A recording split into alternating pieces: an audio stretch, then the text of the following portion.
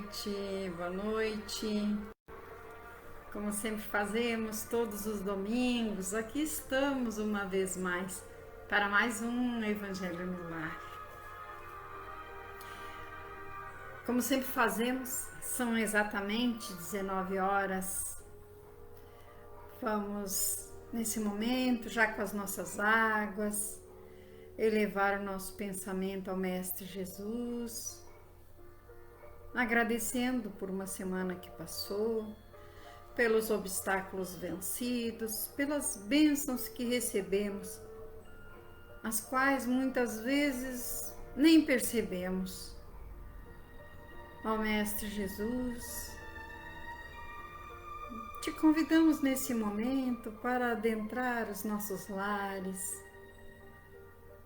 que a tua luz vá se espargindo sobre cada cômodo, seja colocado o medicamento espiritual nas águas e que a tua presença, Mestre Jesus, possa ser sentida nesse momento. O teu amparo,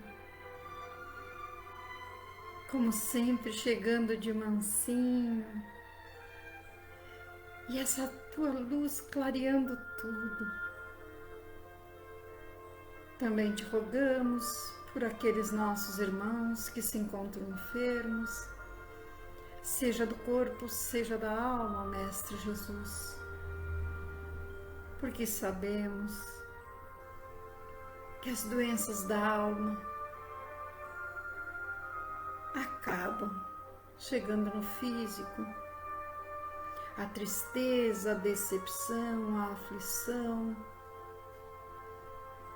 o ódio, o rancor, a mágoa, tudo isso vai se concretizar mais dia menos dia no nosso físico. Então ajuda-nos, Mestre, que possamos perdoar assim como queremos ser perdoados,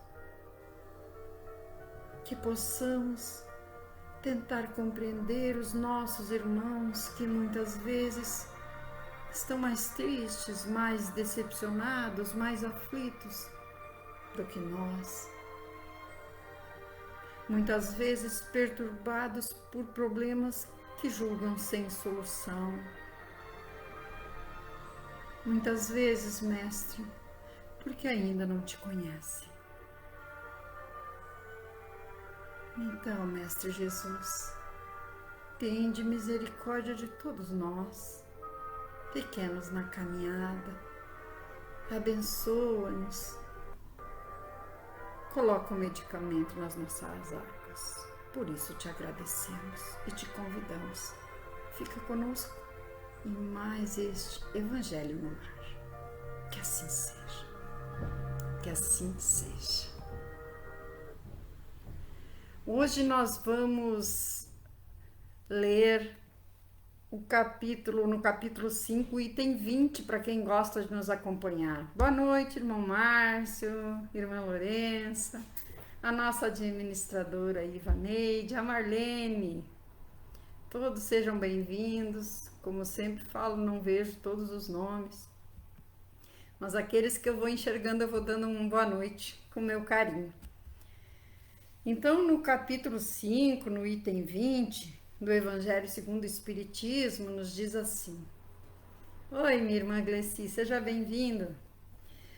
Diz assim, no capítulo 5, o item 20: A felicidade não é deste mundo. Eu não sou feliz. A felicidade não é feita para mim, exclama geralmente o homem em todas as posições sociais.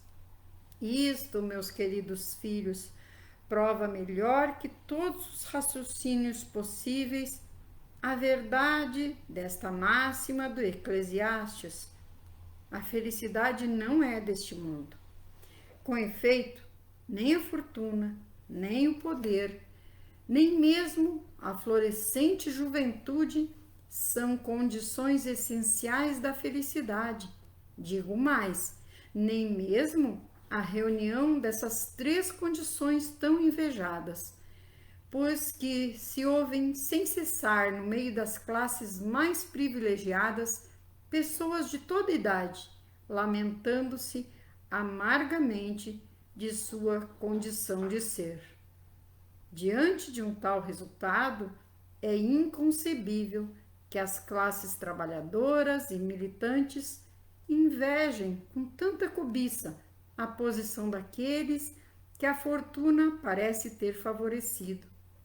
Neste mundo, faça-se o que for, cada um tem sua parte de trabalho e de miséria, seu lote de sofrimentos e de decepções.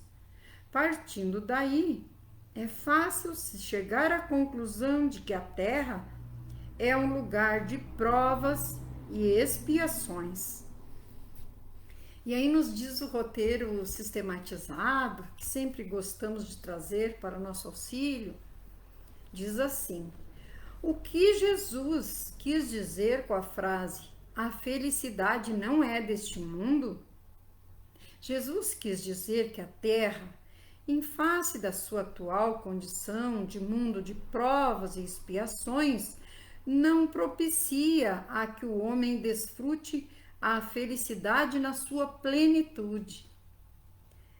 Nosso planeta, contudo, em decorrência da progressão natural dos mundos e dos homens, virá a ser no futuro ditoso habitat da completa felicidade. Invejar a posição de alguém ajuda na conquista da nossa felicidade? Não. Porque não existe ninguém ocupando uma posição que reúna as condições necessárias à felicidade. Além disso, a inveja é um sentimento mesquinho que indica inferioridade moral ou evolução deficitária. E isto já é o bastante para que soframos e nos tornemos mais ainda infelizes. A felicidade é o bem que alguém proporciona ao seu próximo. Até porque, queridos irmãos, se nós pararmos para pensar um pouquinho, para refletir, o que faz um irmão ficar feliz, às vezes não faz o outro. Então, nós nos iludimos muitas vezes quando nós pensamos que aquele irmão, por usufruir dessa ou daquela, ou fortuna, juventude, alguma coisa assim nesse sentido, seja feliz. Nós não sabemos como é que aquele irmão coloca a cabeça no travesseiro à noite. Se não lhe pesam muitas culpas, muitos erros, porque todos nós ainda temos muitos erros. E o que traz a felicidade para um, muitas vezes não traz para o outro. Na verdade, nós somos todos diferentes. E aí diz assim, no nosso evangelho: assim, pois, os que pregam que a terra é a única morada do homem e que somente aí, e numa só existência, é permitido alcançar o mais alto grau de felicidades que sua natureza comporta, enganam a si mesmos e aqueles que os escutam, visto estar demonstrado por experiência arquissecular que apenas excepcionalmente este globo encerra as condições necessárias à completa felicidade do indivíduo. Em tese geral, pode-se afirmar que a felicidade é uma utopia, a cuja busca as gerações lançam-se sucessivamente sem nunca poder alcançá-la. Pois se o homem sábio é uma raridade aqui, encontra-se menos ainda o homem totalmente feliz. Isso em que consiste a felicidade na terra é uma coisa tão efêmera para aquele que não se guia pela prudência que, por um ano, um mês, uma semana de completa satisfação, todo o resto da existência decorre numa série de amarguras e decepções.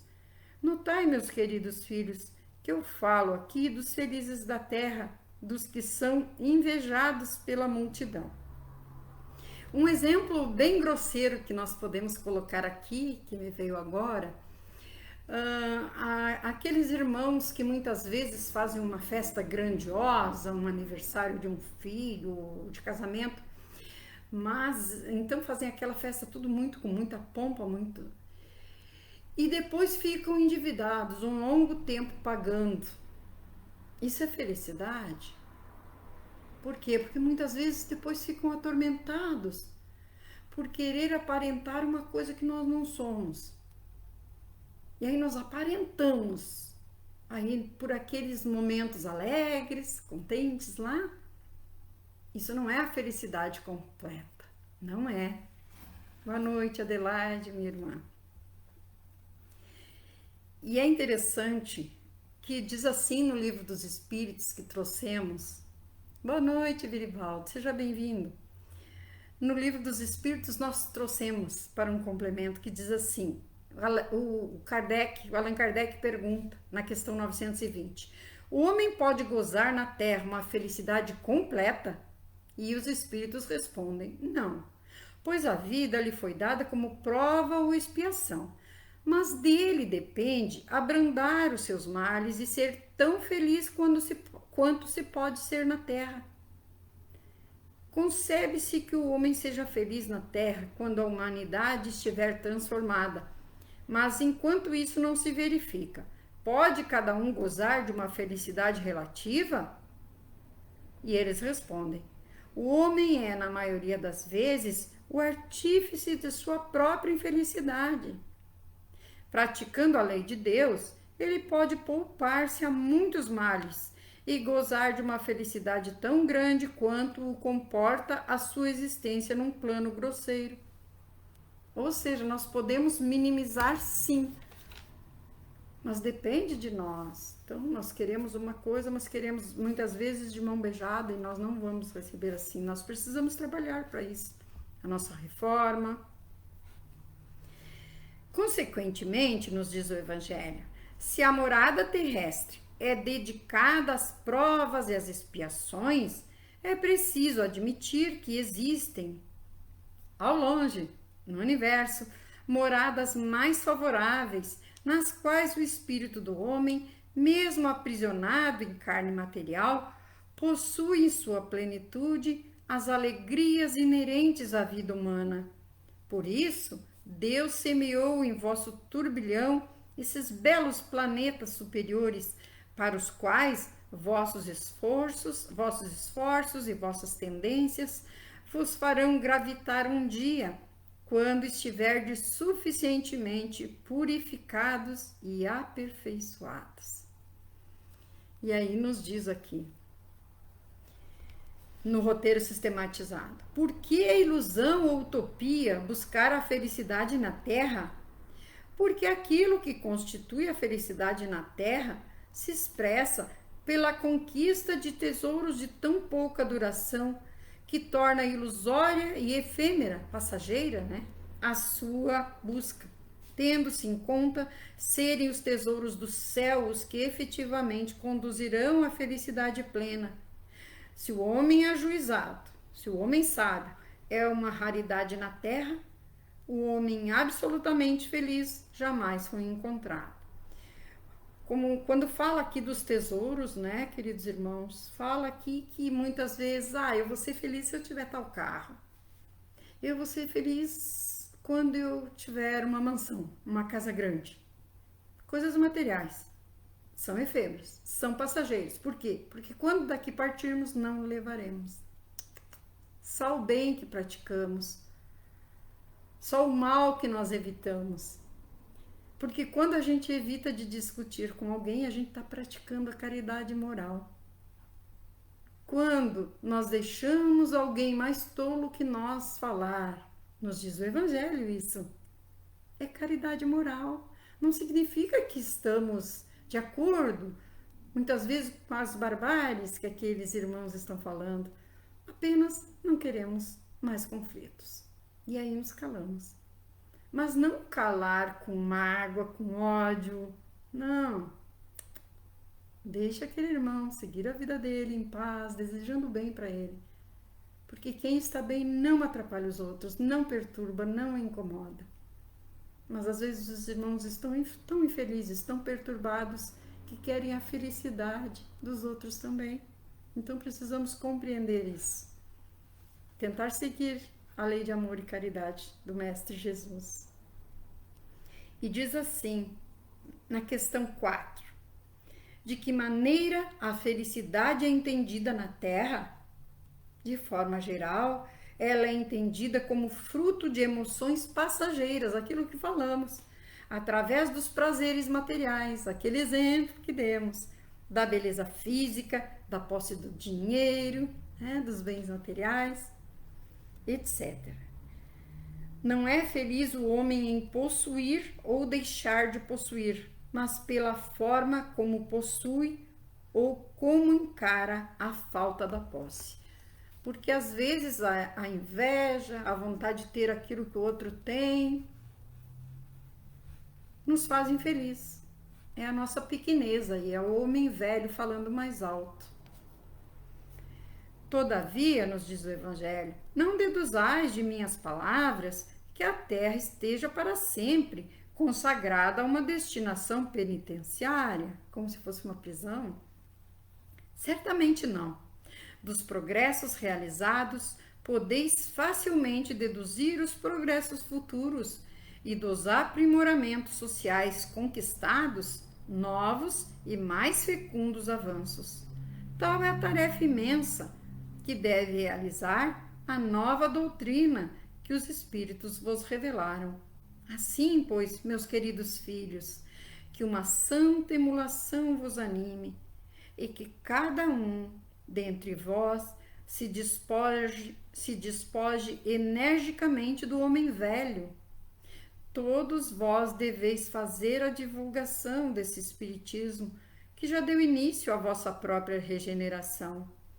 É um dever fazer que seus irmãos participem dos raios de luz sagrada.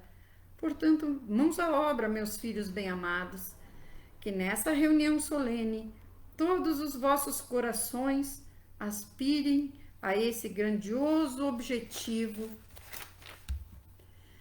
que é preparar as futuras gerações um mundo onde a felicidade não mais será uma palavra vã. Isso nos disse François, Nicolas Madeleine e Cardeal Moreau, em Paris, 1863. E tão atual, sempre os sistemas do Evangelho são sempre atuais para nós. E nos diz aqui no roteiro, como devemos nos preparar para conquistar a verdadeira felicidade? Procurando nos livrar de tudo aquilo que nos serve de entrave aos valores imortais da nossa alma, a fim de mais depressa alcançar mundos mais elevados, onde será possível desfrutar as alegrias verdadeiras. Servindo, o homem adquire superioridade e, doando-se, conquista liberdade e paz. A Terra está destinada para sempre a ser um mundo de provas e expiações? Não.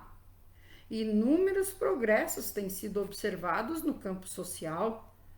Todas essas transformações são a fermentação de um futuro que a Terra alcançará em breve. Jesus padronizou a busca da felicidade no amor, por ser a única fonte inexaurível, capaz de sustentar toda a aflição e vencê-la paulatinamente. Então, quer dizer, pouco a pouco nós vamos vencer. Que possamos sempre tentar colocar em prática, por mais difícil que pareça, mas nós conseguimos fazer isso, ter paciência, compreensão. E no item 21 diz assim, perda de pessoas amadas, mortes prematuras.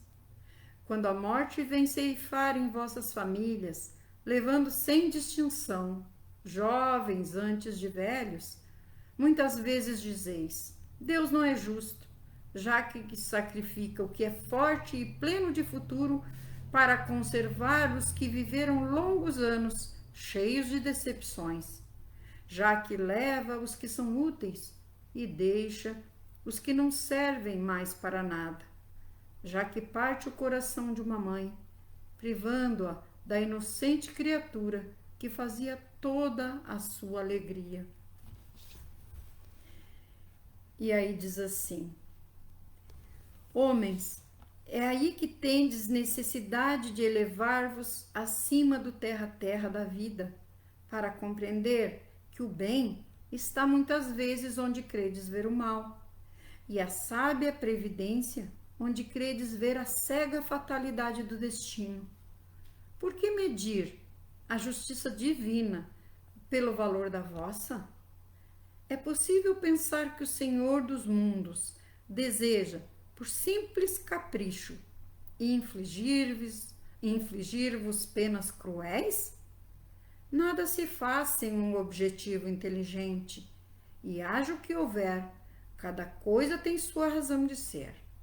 Se investigasseis melhor todas as dores que vos atingem, delas sempre encontrareis a razão divina, razão regeneradora, e vossos miseráveis interesses seriam uma consideração secundária que relegareis ao último plano. Quando fala aqui das dores, né, que nos atingem, o Evangelho não está falando aqui, Jesus não fala daquilo que nós provocamos, quando nós comemos muito, quando nós bebemos, quando nós fomos os causadores. Então, nós precisamos compreender isso. E diz assim: porque uns jovens e saudáveis morrem cedo, enquanto outros bem idosos e alquebrados vivem muito tempo? Porque cada desencarnação tem consequências instrutivas para o desencarnante e para os que lhe estão vinculados. A reencarnação para cada pessoa tem um prazo estipulado por Deus que devemos acatar com respeito e humildade. A quem é concedida a morte prematura? Frequentemente, a morte prematura é um sábio desígnio de Deus que atinge aquele que se vai e que se encontra assim, preservado das misérias da vida ou das seduções que talvez lhe acarretassem a perda. A morte prematura não é uma fatalidade, é um benefício concedido por Deus àquele que se vai. Nós podemos colocar aqui, né, queridos irmãos, um exemplo, aqueles irmãos jovens com câncer, muitas vezes, crianças com câncer. É triste ver sofrendo. Ninguém quer perder, nenhum de nós quer perder, nenhum. Nós não estamos preparados para isso. Mas a misericórdia de Deus se faz aí quando leva, porque ao partir daqui, os nossos amores param de sofrer. Por mais que a gente seja pequeno no entendimento, não conseguimos ainda compreender, mas a misericórdia foi feita. E as psicografias estão aí, nos provando de que nossos amores continuam vivos sem dores. Muito bem. Nós é que temos a maior dificuldade. Eles sentem saudade, nós também sentimos. Mas vejo assim, na minha pequenez, que a maior dificuldade ainda está no nosso entendimento. Porque, embora tendo a fé em Deus, as pessoas reagem negativamente à morte? Está aí. Porque a fé em Deus, sem a compreensão de suas leis, faz com que a ideia de morte tenha um caráter assustador. Entendendo a razão divina da reencarnação e da desencarnação, tudo se torna mais fácil. A morte e a reencarnação são duas condições essenciais ao progresso do espírito. Olha aí. São muito importantes para o nosso progresso moral e espiritual. Crede-me, a morte é preferível em uma encarnação de 20 anos a esses desregramentos vergonhosos que desolam as famílias honradas, partem o coração de uma mãe e fazem antes do tempo embranquecer os cabelos dos pais. A morte prematura, muitas vezes, é um grande benefício que Deus concede àquele que se vai, e que assim preserva das misérias da vida ou das seduções que lhe poderiam ter arrastado à perda. Aquele que morre à flor da idade não é uma vítima da fatalidade, mas Deus julga ser-lhe útil não permanecer por mais tempo na terra. É uma horrível desgraça, dizeis, que uma vida tão cheia de esperanças seja ceifada tão cedo. De quais esperanças quereis dizer? Das da terra, onde aquele que se vai poderia ter brilhado, ter feito seu caminho e sua fortuna? Sempre essa visão estreita que não consegue elevar-se acima da matéria. Sabeis qual teria sido a sorte dessa vida para vós tão cheia de esperança? Quem vos disse que ela não teria sido repleta de amarguras? Então, contais como nada as esperanças da vida futura e preferis em lugar delas as da vida efêmera que arrastais sobre a terra? Pensais que mais vale ter uma condição, uma posição entre os homens do que entre os espíritos bem-aventurados? Regozijai-vos em lugar de vos lamentar, quando apraz a Deus retirar um de seus filhos deste vale de misérias. Não há egoísmo em querer que ele aí restasse para sofrer convosco? Essa dor se concebe naquele que não tem fé e que vê na morte uma separação eterna. Mas vós, espíritas, vós sabeis que a alma vive, melhor desembaraçada do seu envoltório corporal. Mães, sabeis que vossos filhos bem-amados estão perto de vós. Sim, estão todos perto. Seus corpos fluídicos cercam-vos, seus pensamentos protegem-vos. Vossa lembrança embriaga-os de alegria, mas também vossas dores despropositadas os afligem, porque denotam uma falta de fé e são uma revolta contra a vontade de Deus. Vós que compreendeis a vida espiritual, escutai as pulsações de vosso coração chamando esses entes bem-amados. E se rogardes a Deus para abençoá-los, sentireis em vós essa poderosa consolação que seca as lágrimas, essas aspirações maravilhosas que vos mostrarão o futuro prometido pelo soberano Senhor. Isso nos diz Sanson, um antigo membro da Sociedade Espírita de Paris, em 1863.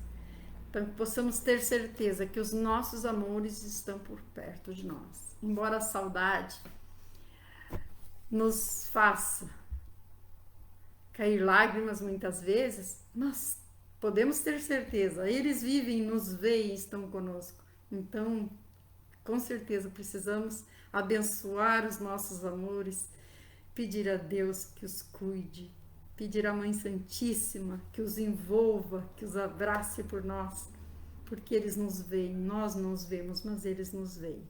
E as psicografias, para quem duvida, basta receber uma série que não seja vendida, porque no Espiritismo nada se cobra, é tudo gratuitamente. Temos, como sempre, no Messenger o nosso atendimento fraterno, uma conversa de irmão para irmão que ficará só entre nós e o plano espiritual. Bem-vinda, Cristiana, nossa administradora, Dirce. Sejam todos bem-vindos na luz do Mestre Jesus. Encerrando mais um Evangelho no Lar, vamos novamente, já com as nossas águas,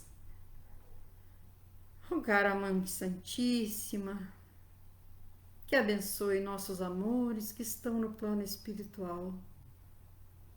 Que todos recebam nesse momento nosso pensamento de amor, de paz, daquela saudade boa dos momentos felizes. Que possamos não lembrar dos nossos filhos, dos nossos amores, com dor, em sofrimento, mas apenas os bons momentos. que possam eles estarem recebendo esses nossos pensamentos de amor nesse momento.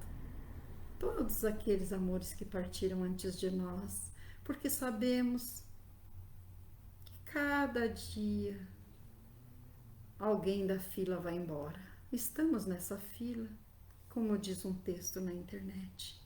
Mestre Jesus, coloca nas nossas águas, como já te pedimos, um medicamento espiritual invisível para as nossas dores do corpo, da alma.